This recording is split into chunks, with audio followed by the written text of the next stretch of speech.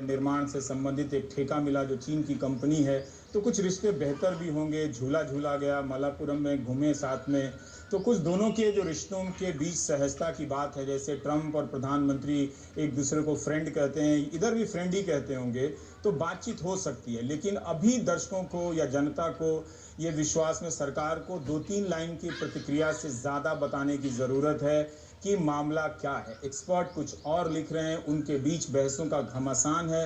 राजीव, हम ये जानना चाहते हैं कि 10 जून को बयान आता है दोनों मुल्कों के विदेश मंत्रालय की तरफ से कि स्थिति सामान्य की तरफ अब लौटेगी, दोनों तनाव को हल्का करेंगे। 13 जून को भारत के रक्षा प्रमुख जनरल MM नरवाने साहब कहते हैं कि पूरी जो रेंज है भारत चीन सीमा की, उस पे किसी भी प्रकार का विवाद नहीं है। 3 दिन बाद हमें ये देखने को मिल रहा है। तो खुद ही अब उनके बयानों में और जो घटना से संबंधित जो संक्षिप्त खबरें आ रही हैं, आधिकारिक ही सही, उनमें बहुत अंतर विरोध दिखता है। बिल्कुल आप सही कह रहे हैं। और ये सबके पीछे अगर पृष्ठभूमि देखें तो 6 जून को कोर कमांडर लेवल पर, यानी लेफ्टिनेंट जनरल लेवल पर, जो उस इलाके का सबसे टॉप कमांडर होता है, उसके लेवल पर बातचीत होती है। उसके बाद ये सारे बयान आते हैं। तो साफ तौर पर देखा जा सकता है कि जो बयान आए हैं या जो दावा किया गया है, जमीन पर कम से कम वैसा नहीं था।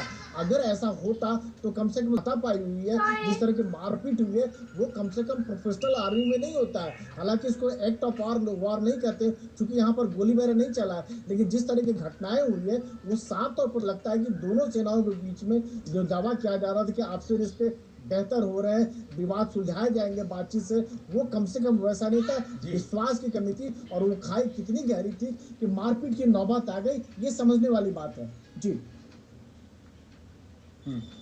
जी हम ये भी बता दें कि जो तस्वीरें आप स्क्रीन पर हमारी कमेंट्री और हमारे सहयोगियों के साथ देख रहे थे, वो ताज़ा तस्वीरें नहीं हैं, वो पुरानी तस्वीरें हैं।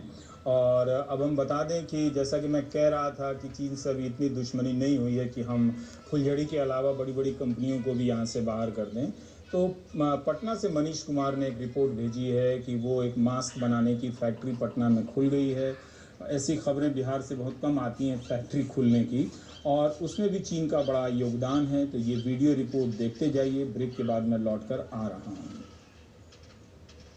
यहाँ पर N95 और 3 प्लाई मास्क बनाने का जो है लाइसेंस डुमरी बुजुर्ग में एक कंपनी को मिला है। पहला बात तो है कि जो भी बिहार, झारखंड, उड़ीसा में जो भी 3 प्लाई के नाम पर बाजार में बेचे जा रहे हैं, वो 98% नकली हैं।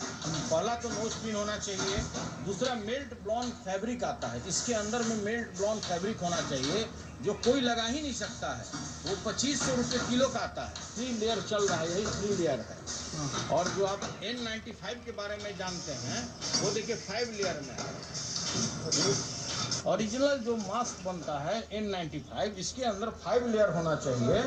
और देखिए इसके अंदर आप ध्यान दीजिए, ये हॉट कॉटन इसको कहा जाता है फैब्रिक। और ये जो फैब्रिक है, ये बिल्कुल कागज की तरह होता है। इसको अगर फाड़ा जाए तो ये फैब्रिक फटना है, इसको यही एब्जॉर्ब करता है बैक्टीरिया।